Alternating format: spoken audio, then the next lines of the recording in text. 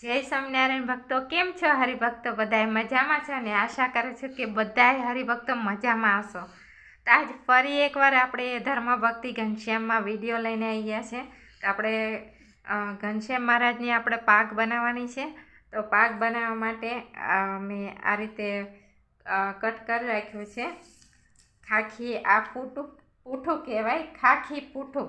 આ તમે કોઈ પણ સ્ટેશનરીની દુકાન હોય, ચોપડા મળતા હોય, એવું મળતું હોય ત્યાંથી તમને બિલકુલ આસાનીથી મળી જશે.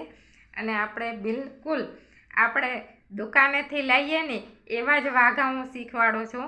તો મારી ચેનલને સબસ્ક્રાઈબ કરજો અને વિડીયોને લાઈક કરજો, બરાબર? તો ચાલો હું તમને માપ સાઈઝ બતાવી દઉં.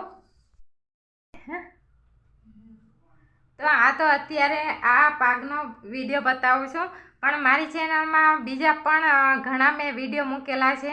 એમાં બધાય અલગ અલગ શેરવાની છે, કોઈ કોટીનું માપ છે, ઘણા બધા વિડીયો છે. તો તમે એમાં જે નવા વ્યુઅર્સ હોય એ પણ એમાં જઈને જોઈ શકે છે.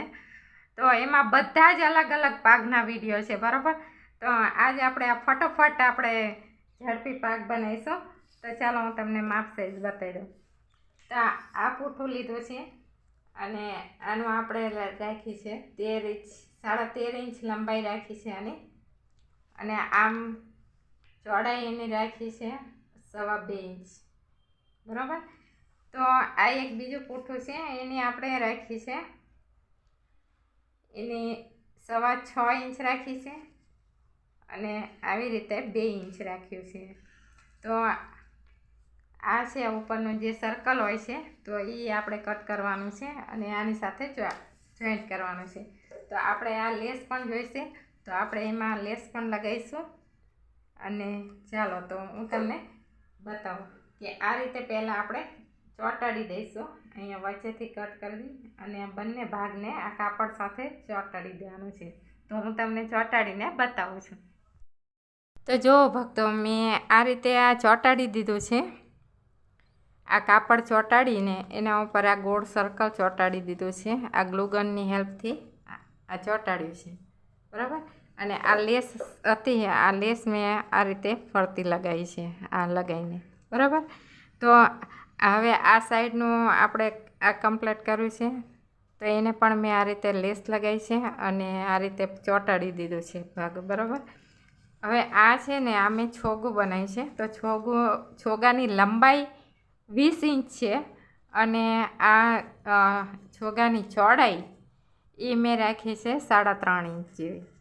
તો આ રીતનું આપણું છોગું છે, બરાબર? તો આવા પેચ છે મારી પાસે. તો આપણે આ છોગામાં અને અહીંયા આપણે પેચ લગાવી શકીએ, બરાબર?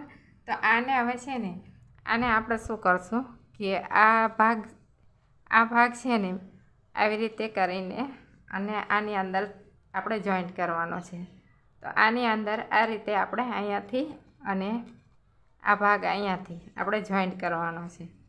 તો આ રીતે આપણી પાક બનીને કમ્પ્લીટ થશે.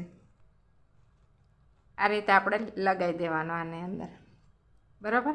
કેમ કે આ 13 ઇંચની લંબાઈ રાખવાની છે, એટલે આપણું આ પાક આપણું એકદમ ફિટિંગમાં સરસ આવી જશે. તો તમે આની જે નોર્મલ પાક બનાવતા હોય તો તમે 12 ઇંચ રાખો તો લગભગ 11.5 ઇંચ જેવું એમનું સર્કલ માથાનું હોય એમાં આવી જાય છે. પણ આપણે આ રીતની પાક બનાવીએ છીએ એટલે આપણે આની લંબાઈ 13 ઇંચની રાખીશું.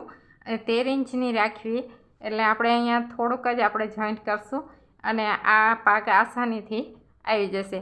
કેમ કે અમુક હરિભક્તોને એમ હોય છે કે આ પાક આ રીતના આવતી નથી, પણ તમે 13 ઇંચની આની લંબાઈ લેશો તો બિલકુલ આવી જશે. કેમ કે આપણે એની લંબાઈ થોડી વધારે રાખવાની છે, બરાબર? તો અહીંયાથી પણ આપણે આ રીતે આમ જોઈન્ટ કરશું અને આ રીતે આપણે જોઈન્ટ કરીને આમાં આવી રીતના પેચ લગાવીશું, ડેકોરેશન કરશું અને અહીંયાથી આપણે આ છોગું લગાવીશું, બરાબર? તો હું ગ્લુગનની મદદથી ચોંટાડીને હું તમને કમ્પ્લીટ કરીને બતાવું છું. તો જો ભક્તો, આપણી આ પાક બનીને બિલકુલ કમ્પ્લીટ છે. આવી રીતે મેં અહીંયા એક પેચ લગાવે છે અને આ બધા જે ફ્લાવર હતા એ આવી રીતના લગાવ્યા છે સાઈડમાં, અને પાછળથી પણ આવી રીતના સપોર્ટ આપ્યો છે. તો આપણી પાક બિલકુલ રેડી છે. તો આપણે ઘનશ્યામ મહારાજને પણ પહેરાવીને બતાવીએ છીએ. તો જુઓ ભક્તો, આપણે આ પાગ બિલકુલ ભગવાનને ફિટિંગમાં આવી ગઈ છે. અને જો વિડીયો પસંદ આવ્યો હોય તો વિડીયોને લાઈક કરજો, ચેનલને સબસ્ક્રાઈબ કરજો, કે જેથી તમને નવા તમને વાઘા શીખવા મળશે અને કંઈક વધુમાં વધુ તમને જાણવા મળશે. તો બધા જ હરિભક્તોને જય સ્વામિનારાયણ.